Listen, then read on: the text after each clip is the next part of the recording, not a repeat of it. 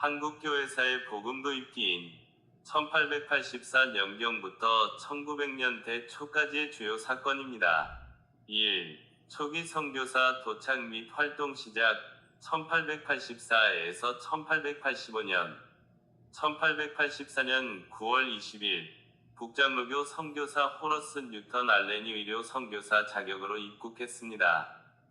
공식적인 첫 선교사로 인정됩니다. 사건 1884년 12월 4일 갑신정변 발생 시 알렌은 중상을 입은 민영익을 치료하여 고종의 신임을 얻고 왕실병원 설립의 계기를 마련했습니다. 1885년 부활절 4월 5일 북장로교회 언더우드와 북감리교회 아펜젤러 선교사가 제물포를 통해 입국했습니다. 이들은 정식으로 선교 활동을 시작한 주역들입니다. 1886년 아펜젤러가 배제학당을, 언더우드가 경신학교의 전신인 예수교 학당을 설립하여 교육 선교의 기틀을 마련했습니다. 2. 제도적 기반 구축 및 초기 교회 설립 1887년 언더우드와 아펜젤러가 공식적인 한국 최초의 조직교회를 설립했습니다. 장로교, 서울 세문안에 세문안교회를 설립했습니다. 감리교, 서울 정동에 정동제일교회를 설립했습니다. 1887년 알렌의 노력으로 제중원, 광해원이 설립되었고 이후 위료 선교의 중심지가 되었습니다. 1888년 미국 남장로교, 남감리교, 호주 장로교 선교사들이 입국하여 선교 지역을 점차 확대했습니다. 3. 성경 번역 및 문서 선교 1887년 스코틀랜드 선교사 존 로스가 만주에서 한국인들과 협력하여 최초의 한국어 성경인 예수선교 누가복음전서와 예수선교전서를 간행했습니다. 1890년 대초 공식적인 선교사 연합 기관인 성서공회를 통해 공인된 한국어 성경 번역 사업이 추진되었습니다. 이 작업은 1911년 성경전서 완역의 기초가 되었습니다. 4. 사경회 및 자치운동의 기틀 1890년대 선교사들은 지방을 순회하며 사경회를 개최하여 한국인 신자들을 교육하고 성경 지식을 심화했습니다.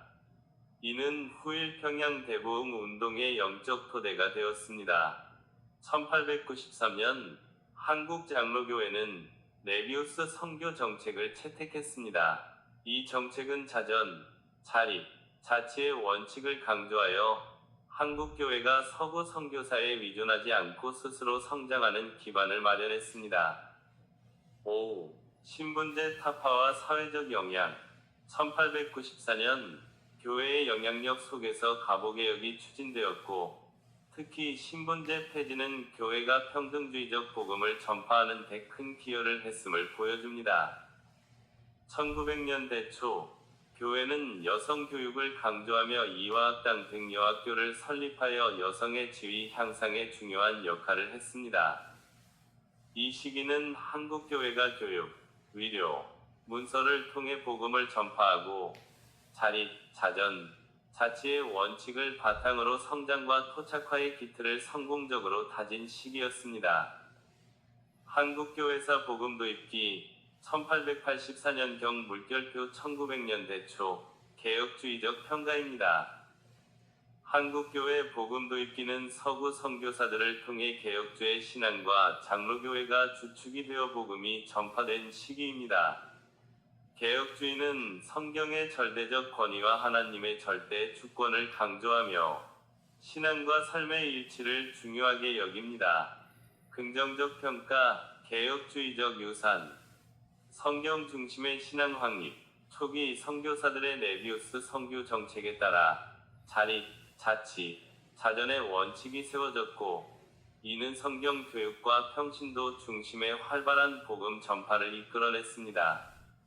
특히 성경 번역과 성경 공부를 통해 한국교회는 말씀에 깊이 뿌리내리는 신앙을 갖게 되었습니다.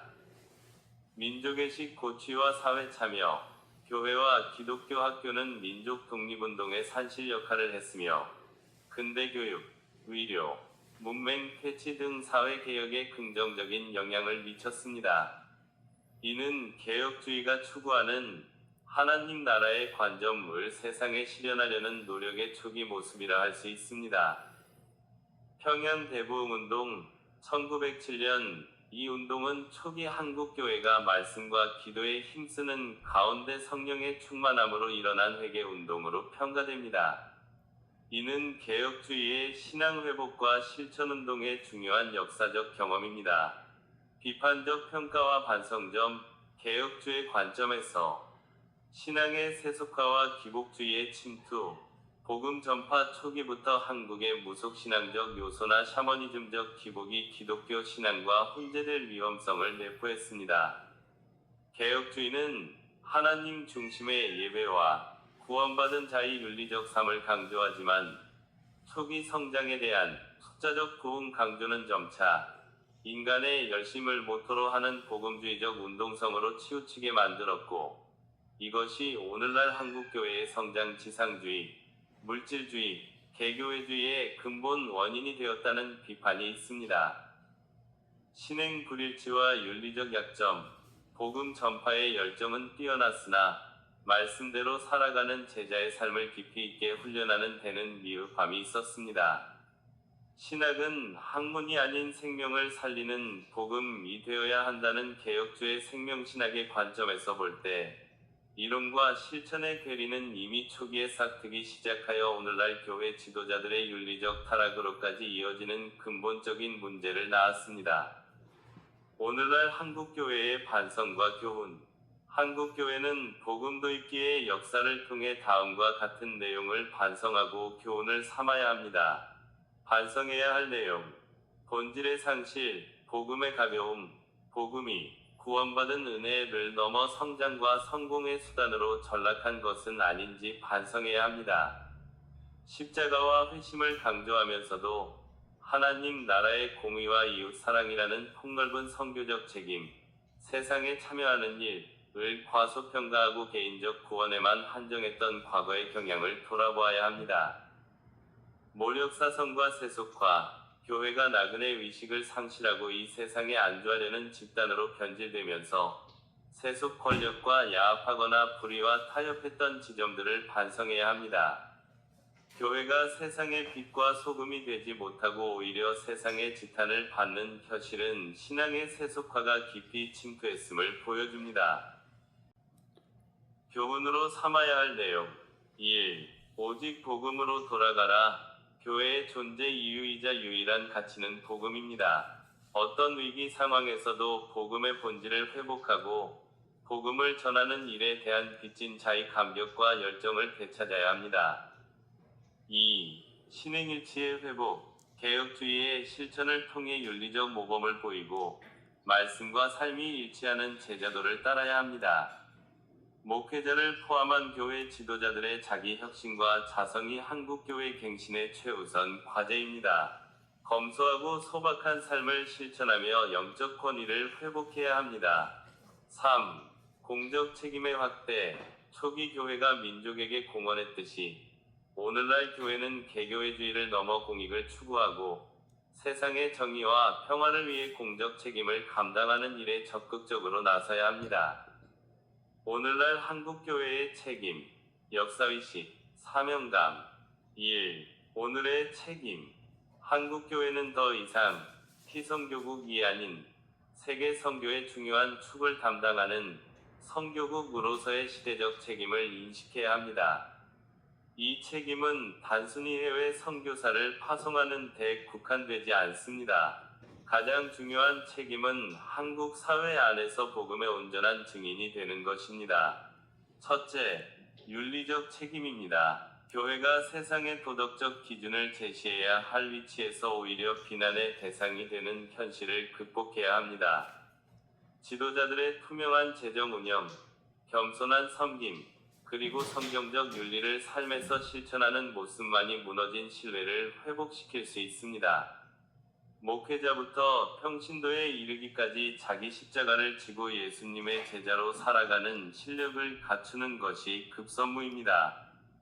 교회는 기업이 아니면 목회자는 기업인이 아닙니다. 오직 섬김과 말씀으로 교회를 세우는 일에 집중해야 합니다. 둘째, 사회적 책임입니다. 초기 교회가 근대화에 기여했듯이 오늘날 교회는 사회적 약자를 돌보고 불평등과 부정의에 맞서며 통일과 화해의 시대적 사명을 감당해야 합니다. 복음이 개인 구원에만 머무르지 않고 하나님 나라의 가치가 이 땅에 실현되도록 노력해야 합니다. 예배당 밖의 삶, 즉 월요일의 삶에서 복음의 흔적을 드러내어 기독교가 삶의 방식이 아닌 종교의 하나로 치부되는 문제를 극복해야 합니다. 2. 오늘의 역사의식.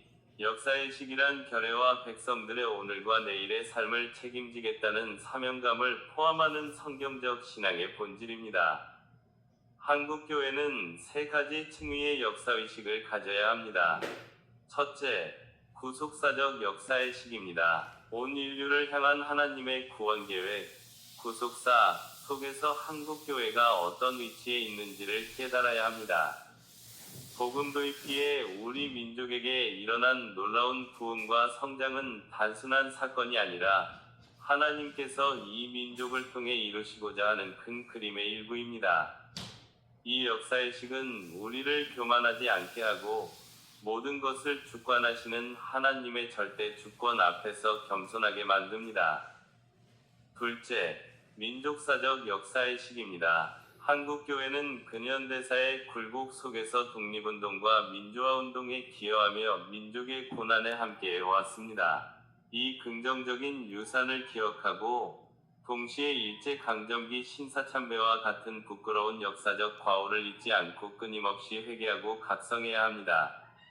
역사를 잊은 교회는 미래로 나아갈 수 없습니다. 특히 한국 근현대사에 대한 혼란과 왜곡이 심화되는 시대의 진실과 정의를 추구하는 책임 있는 자세를 견지해야 합니다. 셋째, 개혁주의적 역사의식입니다. 종교개혁자 데오도르 베자가 말했듯이 교회는 개혁되었으므로 항상 개혁되어야 한다. 한국교회는 개혁을 16세기의 역사적 사건으로만 묻어두지 않고 스스로의 부패와 타락의 근본 원인인 인간의 죄성을 인정하며 지속적인 자기 쇄신을 이루어가는 항상 개혁하는 교회로서의 역사의식을 가져야 합니다. 3. 오늘의 사명감. 한국교회의 사명감은 복음 전파, 전도와 하나님 나라의 실현이라는 두 축으로 요약될 수 있습니다. 첫째, 복음 전파의 사명입니다. 복음은 교회의 존재 이유이며 유일한 구원의 길입니다. 복음을 전할 수 있다는 것은 감격이며 특권입니다. 한국교회는 복음 도입기에 선배들이 가졌던 생명을 건 전도의 열정을 회복하여 다음 세대와 열방을 향해 이 복음을 당당하게 선포해야 합니다. 이 사명은 개인적 차원에서 불신자에게 예수 그리스도를 증거하는 것뿐만 아니라 교회 공동체가 세상의 어둠을 밝히는 빛이 됨으로써 간접적으로 복음을 증거하는 일까지 포함합니다. 둘째, 하나님 나라 실현의 사명입니다. 이는 선교가 단지 개인의 구원에만 한정되지 않고 세상 전체의 개혁으로까지 나아가야 함을 의미합니다. 한국교회는 지역사회의 필요를 채우고 가난한 자와 소외된 자에게 사랑을 실천하며 정의와 평화가 강물처럼 흐르는 사회를 만들기 위해 노력해야 합니다. 개혁주의는 삶의 전 영역에서 하나님의 주권을 인정하고 그분의 뜻을 이루는 것을 목표로 합니다. 따라서 정치, 경제, 문화 등 모든 영역에서 그리스도인으로서 충성되고 지혜 있는 청지기의 역할을 감당하여 하나님의 나라를 증진시키는 것이 오늘날 한국교회가 가져야 할 가장 크고 포괄적인 사명입니다. 한국교회는 복음 도입기의 귀한 유산을 감사히 여기되 그 역사 속에 내재했던 성장주의와 세속화의 위험을 깊이 인식하고 회개해야 합니다. 오직 말씀 위에 굳건히 서서 개혁주의의 정신대로 신앙과 윤리가 일치하는 삶을 살며 이 땅과 열방의 하나님 나라를 증거하는 사명을 감당할 때 비로소 시대적 책임을 완수할 수 있을 것입니다. 감사합니다.